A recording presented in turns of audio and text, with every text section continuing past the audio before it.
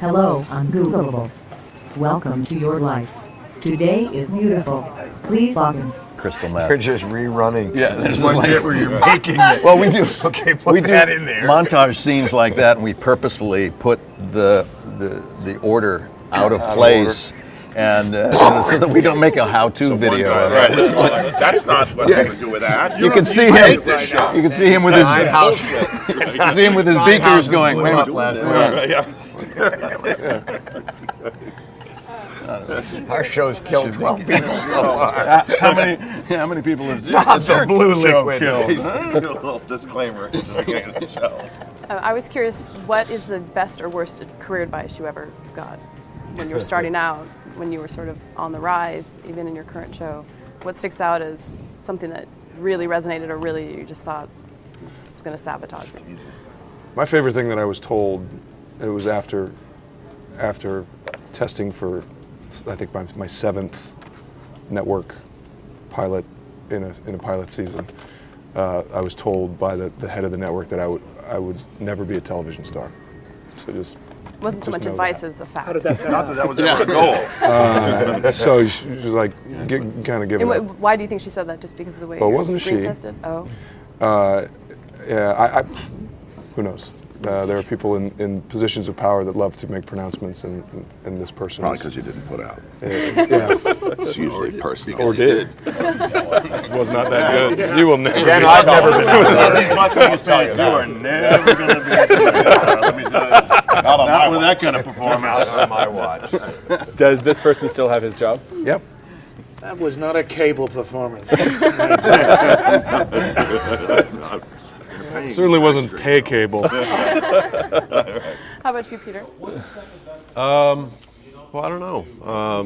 Or maybe someone who, another other side of the coin is, who was maybe instrumental in helping you shape sort of the trajectory of the work you took?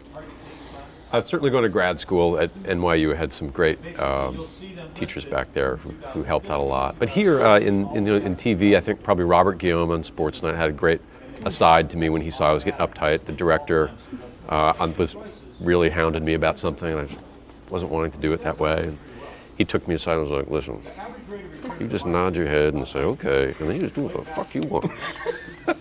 And that was his advice, and it was good advice, honestly, because I thought like, oh, it kind of takes the pressure off, because eventually they're not going to grind away. But like, there are times when, I don't know, as a performer, you don't see it. Like there were a couple things on 6 Feet Under, I realized I don't want to do it that way, and so it was just, I don't know, you're playing the character in some ways. If something doesn't feel right, I think you gotta fight for it. I like to pretend that I'm too stupid to understand them. Well, I just don't get it. I'm sorry.